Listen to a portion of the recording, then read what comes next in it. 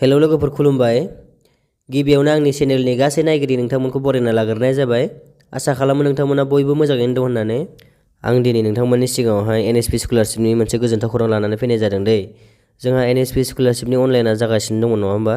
नाथायबा जोंहा लास्ट डेटआ 31 अक्ट'बरावनोमोन दै। दायो जोंहा लास्ट डेटखौ बारायना होबावनाय जाबाय। लास्ट डेटआ माब्लासिम बारायखो आं बेखौ बे भिडिअनि गेजेरजों फारि फारि खोन्थालांगोन। नोंथांमोना भिडिअखौ स्किप खालामाजासे जोबजासिम नायलांबानो जाबाय। आं दाखालिसो आरो मोनसे भिडिअ होदोंमोन ना, इनस्टिट्युट भेरिफिकेसननि पेन्डिं मेसेज फैदोंमोन ना एनएसपि स्कलारशिपनि। सोर सोरनाव हाबदोंमोन मेसेजआ आरो सोर सोरनाव हाबाखैमोन, माबोरै खालामनांगौ दाखालिनि आं भिडिअ होदोंमोन नालाय, बेखौ नोंथांमोना बांद्राय बुजियाखै जानो हागौ। आं बेखायनो नैबे भिडिअनि गेजेरजों गासिखौबो टटेलि फुल आं खोन्थालांजोबगोन। नोंथांमोना भिडिअखौ स्किप खालामाजासे जोबजासिम नायलांबानो जाबाय। दायो आं नोंथांमोननो एनएसपि स्कलारशिपनि माखासे आबुं डिटेल्स खोन्थालांजोबनो नागिरदों दै। नोंथांमोना नायलांबानो जाबाय। मा खालामनांगौ मा खालामनाङा आं बेखौ खोन्थालांजोबगोन। नोंथांमोना भिडिअखौ स्किप खालामाजासे जोबजासिम नायलांबानो जाबाय। आंनिफ्राय आरो मोनसे गुरै खावलायनाय, नोंथांमोना दासिमबो आंनि बे बड' स्टुडेन्ट फेमिलि इउटुब चेनेलखौ साबस्क्राइब खालामाखैब्ला अननानै साबस्क्राइब खालामनो हादो, जाहाथे नोंथांमोना बेबायदिनो स्कलारशिप आरो बायदि बायदि गभर्नमेन्टनिफ्राय ओंखारनाय लन्स जानायफोरखौ नोंथांमोननो आं सिगाङाव भिडिअ लाबोबाय थागोन। जोंहा एनएसपि स्कलारशिपआ मोननै बाहागोनि दं दै, एबा मोननै टाइपनि दङ। जोंहा प्रि मेट्रिक दङ आरो पस्ट मेट्रिक दङ। जोंहा प्रि मेट्रिकआवहाय क्लास 9 आरो 10आ गोलैयो दै, आरो पस्ट मेट्रिकआव जोंहा क्लास 9 आरो 10नि गोजौनि जेरै ओइस फार्स्ट इयार, सेकेन्ड इयार आरो डिग्रियाव जोंहा बिए, बिएससि, बिकम आरो पिजि लेभेलाव थाबाय एमए, एमएससि, एमकम। बिनि अनगायैबो जोंहा PG diploma, MPhil, PhD, ITI, BEd बेफोर गासिबो पस्ट मेट्रिक स्कलारशिपआव गोलैयो। नोंथांमोना UG, PG, BA, BSc, BCom, MA, MSc, MCom फरायदोंब्लाबो मोनगोन दै। जोंहा दायो हमना ला नोंथांमोना फार्स्ट सेमिस्टार, थार्ड सेमिस्टार आरो फिफ्थ सेमिस्टार फरायदोंब्लाबो एप्लाइ खालामनो हागोन दे गासिबो। जाय बिथांमोना दायो फरायगासिनो दं, एडमिसन लादों, नोंथांमोना गासिबो एप्लाइ खालामनो हागोन दायो। रिनिउवेल आरो फ्रेश मोन्नैबो जोंहा एप्लाइआ सिगांनिफ्रायनो जागासिनो दंखायो नालाय। नाथाय जोंहा दायो नोंथांमोननि थाखाय मोजां खबर, नोंथांमोननि थाखाय लास्ट डेटखौ बारायना होदों दै। लास्ट डेटखौ बारायदोंब्लाबो बारा गोबाव बारायाखै, थाबैनो नोंथांमोना बारायना लाबानो जाबाय। आं भिडिअनि जोबथारनायाव लास्ट डेटखौ खोन्थालांगासिनो, भिडिअखौ जोबजासिम नायबानो जाबाय। जोंहा स्कलारशिपनि लास्ट डेटखौ मोननैबो टाइपनि स्कलारशिपखौ जोंहा बारायना होदों दै। जोंहा प्रि मेट्रिक थाबाय ओरैहाय आरो पस्ट मेट्रिक थाबाय। मोननैनि स्कलारशिपखौ जोंहा लास्ट डेटखौहाय बारायना होदों दै। आरो मोनसे खोथा दै, नोंथांमोना एनएसपि स्कलारशिपखौ खालामदोंब्ला एबा खालामगोनब्ला बेंकजों आधार कार्डजों लिंक थाथारनांगोन दै, नङाबा नोंथांमोना एनएसपि स्कलारशिपनि फैसाखौ मोननाय नङा। जोंहा बेंकजों आधार कार्डजों लिंक थाथारनांगोन, सिडेट जानांगोन आरो, होमबासो नोंथांमोना एनएसपि स्कलारशिप फैसाखौ मोनगोन। नङाब्ला ओरैनो बेखार जागोन दे। नोंथांमोना एनएसपि स्कलारशिपखौ खालामब्लाबो लाब गैया, नोंथांमोना फैसाखौ मोननो हानाय नङा। बेखायनो नोंथांमोना खालामाखैब्ला थाबैनो खालामना लाबानो जाबाय। नोंथांमोना जेन एनएसपि स्कलारशिपनि फैसाखौ मोनो गासिबो। दायो आं नोंथांमोननो एनएसपिनि फुल डिटेल्सखौ खोन्थानोसै। दायो आंनि गुगोल क्रोम ब्राउजारावहाय फैबाय। सार्च बारावहाय आं टाइप खालामसै एनएसपि। जाय एनएसपिनि आबुं डिटेल्सखौ नायनोसै नालाय। एनएसपि थुनायनि उनावहाय जोंहा नैबेयाव थुदो फार्स्ट अप्सनावहाय। बेयाव थुनाय लोगो लोगो जोंहा देग्लाय 2024 नालाय जोंहा सेसनाहाय देग्लाय बोसोर 2024 आरो 25 जोंहा बोसोरफ्रोमबो एनएसपि स्कलारशिपआव फैखायो नालाय। देग्लायबो दायो अनलाइनाव सोलिगासिनो, आं बेखौ खोन्थानोसै। दा स्किम अन एनएसपि बेवहाय थुदो। बेयाव थुनायनि उनावहाय जोंहा बेवहाय थुदो। बेयाव स्टेट स्किम, जोंहा आसाम स्टेटनि मा एनएसपिनि स्कलारशिप फैयो जा बेयाव सार्च खालामबानो नुजोबगोन दे।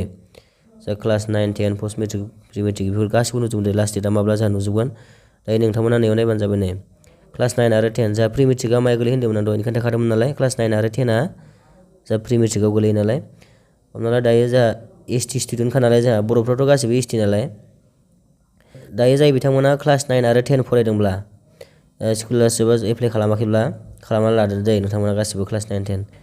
जोंहा प्रि मेट्रिक स्कलारशिपआ बेसेसिम थागोन लास्ट डेटआ, जोंहा 15 नभेम्बरावनो जोबगोन दे लास्ट डेटआ।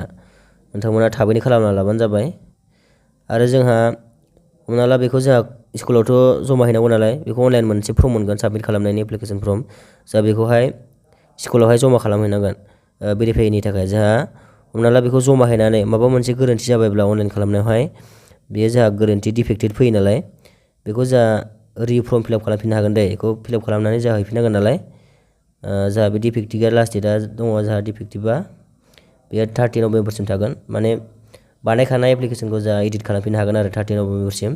आरो जोंहा इनस्टिट्युट भेरिफिकेसनाबो जोंहा 30 नभेम्बरावनो दे। बेखायनो थाब खालामना लाबानो जाबाय, जाहाथे गोरोन्थि गैयाजासे थाबैनो फर्म फिलआप खालामनानै नोंथांमोना स्कुलावहाय जमा होनो हायो। बेखायनो थाब खालामनानै थाब हैबानो जाबाय, भेरिफाइ जाग्रोना थाबा जोंहा मोजां जायो नालाय। आरो मोनसे खोथा दे, जोंहा प्रि मेट्रिकआ स्कुलावसो गोलैयो नालाय। गासिबो स्कुला गैजोबादै जोंहा NSP आव जोंहा गासिबो स्कुला मोनजोबा जाय सरकारि NSP स्कलारशिपनि पर्टेलावहाय रेजिस्टार जानाय स्कुलनि नामाहाय बिथांमोनाल'सो क्लास 9 10 एप्लाइ खालामनो हागोन दे गासिबो हाजोबनाय नङा। दायो जोंहा पस्ट मेट्रिक स्कलारशिपनि लास्ट डेटखौ नायनोसै दे। पस्ट मेट्रिकआव जोंहा क्लास 9 10 नि गोजौनि गासिबो गोलैजोबो दे जेरै HS first year second year BA BSc BCom MA MSc MCom PG diploma बेफोर गोलैजोबो दे।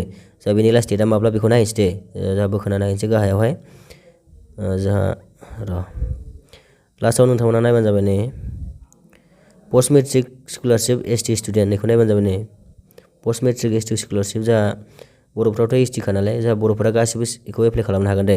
जोंहा पार्सेन्टेजनिथ' जेबो गोनांथि गैखाया नालाय NSP स्कलारशिपआव जोंहा गासिबो मोनो दे फैसाखौ गासिबो मोनो।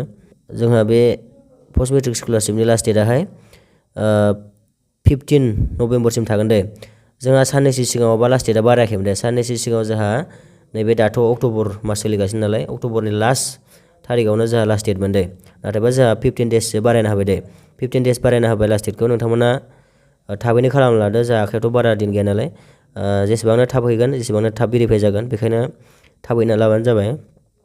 जोंहा हमना ला दायो NSP स्कलारशिपखौथ' जोंहा अनलाइन बानायनानै कलेजावहाय जमा हैनांगोन नालाय हमना ला कलेजाव जमा हैबाय नोंथांमोना बे कलेजाव जमा हैनायाव नोंथांमोना अनलाइन एप्लाइ खालामनायाव माबा मोनसे गोरोन्थि जाबायबा हमना ला माबा मोनसे गोरोन्थि जाबाय बेखौ जोंहा रिफर्म फिलआप खालामनांगोन नालाय बेखौथ' जोंहा गोदान एप्लाइ खालामनाङा बेखौ जोंहा बेयो गोरोन्थिफोर जादोंबा जोंहा डिफेक्ट फैगोन नालाय बे डिफेक्टखौ जोंहा खालामफिननांगोन दे फिलआप खालामफिननांगोन।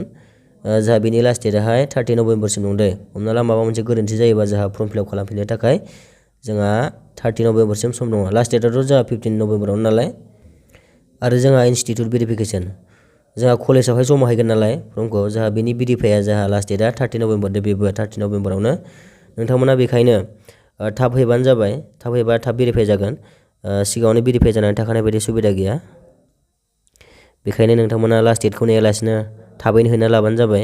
जोंहा NSP स्कलारशिपखौ बयबो खालामना लाबानो जाबाय दे। जोंहा दस्रा स्कलारशिपफोरखौ जोंहा पार्सेन्टेज नि जोहैसो मोननाय जायो नालाय जोंहा नैबे नाथाय NSP स्कलारशिपआ पार्सेन्टेज जेबो गोनांथि गैया नोंथांमोना थार्ड डिभिजनबाबो गासिबो खालामनो हागोन दे जोंहा पार्सेन्टेजनि जेबो गोनांथि गैया नालाय बेखायनो जोंहा फरायनायफोरावथ' जोंहा एडमिसनाव गोबां फैसा खारखायो एडमिसन आरो थांलाय फैलाय लेखा बायनाय बेखायनो जोंहा फैनाय स्कलारशिपफोरखौ बयबो एप्लाइ खालामना ला जाहाथे रावबो थालाङा आरो नोंथांमोना दासिमबो इनकाम सार्टिफिकेटखौ रेडि खालामाखैब्ला थाबैनो रेडि खालामना लाबानो जाबाय। जोंहा इनकामखौ हमना ला अनलाइनावहाय बानायब्लाबो सानसेनो मोना नालाय आरो जोंहा अफलाइनावहाय लायबाबो सानसेनो मोना बेखायनो इनकाम सार्टिफिकेटखौ रेडि खालामना लाखाबानो जाबाय। लास्ट डेटआथ' जोंहा बारा गोबाव गैला नालाय जोंहा NSP स्कलारशिपखौ एप्लाइ खालामनो थाखाय इनकाम सार्टिफिकेटआव एनुवेल इनकामाहाय 2.5 लाखनि बारनो मोननाय नङा दे 2.5 लाखनि बारनो मोननाय नङा बेखौ नोंथांमोना थाल लाबानो जाबाय। आरो आं नोंथांमोननो NSP स्कलारशिपनि अनलाइन एप्लाइ भिडिअखौ आं लाबोगासिनो दं दे नोंथांमोना नेथ'बानो जाबाय माबोरै गाव गावनि मबाइलावनो गोरोन्थि गैयाजासे स्कलारशिपखौ एप्लाइ खालामना लानो हायो आं बेखौ लाबोगासिनो दं नोंथांमोना नेथ'बानो जाबाय। आरो आं साननैसो सिगाङाव मोनसे भिडिअ हगारदोंमोन दे नोंथांमोना बे NSP स्कलारशिपनि इनस्टिटिउट भेरिफिकेसन पेन्डिंखौ माबोरै खालामो बयनावबो फैदोंमोन नालाय बे मेसेजाहाय सोरबा आंनाव सोंहरदोंमोन माबोरै खालामनांगौ माबोरै मानांगौ आं बेखायनो भिडिअनि गेजेरजों खोन्थादोंमोन नोंथांमोना बै आंनि सिगांनि भिडिअआवहाय थांनानै नायहैदोंमोनब्ला एबा बुजियाखैमोनब्ला नोंथांमोना नैबे भिडिअनि गेजेरजों एसे खोन्थाबावनोसै जाय बिथांमोना NSP स्कलारशिपखौ खालामदोंमोन बिथांमोनानो बे मेसेजआ फैदोंमोन नङा होमबा जाय बिथांमोना हमना ला अनलाइनखौ खालामखांबाय कलेजावबो जमा हैबाय आरो सोरबाबा हैयाखै दा भेरिफिकेसना जायाखै नालाय इनस्टिटिउट भेरिफिकेसना भेरिफाइ जायाखै बेखायनो NSP निफ्राय नैबे मेसेजआ फैदों आरो भेरिफिकेसन जानांगौनि थाखाय इनस्टिटिउट भेरिफिकेसनखौ खालामथारनांगोन दे नङाबा स्कलारशिपआ ओरैनो दैयाव थांगोन दे रिजेक्ट जागोन बेखायनो नोंथांमोना एसे थाल लाबानो जाबाय भेरिफिकेसन जाबा नोंथांमोना मेसेज हाबफैखागोन दे नोंथांमोना कलेजाव थांनानै बुंहैलायनांगौनि गोनांथि गैया मानोना सारमोना लास्ट डेटनि सिगां भेरिफिकेसनखौ खालामखाजोबो नालाय जुदि भेरिफाइआ जायामाराबा नोंथांमोना कलेजाव थांनानै रायलायनानै खालामना लानो हागोन। दाथ' जोंहा लास्ट डेटआ बारायनानै 15 नभेम्बरसिम जाबाय नालाय जुदि भेरिफिकेसना 15 नभेम्बरनि सिगाङाव जामाराब्ला एबा साननैसो सिगाङाव जायाब्ला नोंथांमोना कलेजाव थांनानै बेखौ बुंहैनो हागोन दे हमनानै ला 15 नभेम्बर हमना ला 10 नभेम्बरनि सिगां नोंथांनि स्कलारशिपआ इनस्टिटिउट भेरिफिकेसन जायाब्ला बे सानबानि गेजेराव नोंथाङा थांनानै रायलायनानै बानायना लाबानो जाबाय दे हमना ला मालाबा सारमोना बावलांनोबो हागौ नालाय बेखायनो जुदि सानबासो सिगां भेरिफिकेसन जायाबा लास्ट डेटनि सिगां बेनि सिगां थांनानै बुंहैलायनाङा दे नोंथांमोना माने सारमोनाबो बिजि थायो नालाय आरोबाव नोंथांमोननिसिम आंनिफ्राय गुरै मोनसे खावलायनाय, नोंथांमोना दासिमबो आंनि बे बड' स्टुडेन्ट फेमिलि इउटुब चेनेलखौ साबस्क्राइब खालामाखैब्ला अननानै साबस्क्राइब खालामना होदो, जाहाथे नोंथांमोननाव आंनि बे गोदान भिडिअ हगारनायफोरा नटिफिकेसन सौहैयो। दिनैनि भिडिअआ बेखिनियानोमोन। नोंथांमोना भिडिअखौ जोबजासिम नायनायनि थाखाय गोजोननाय थाबाय। थेंक इउ स' माच।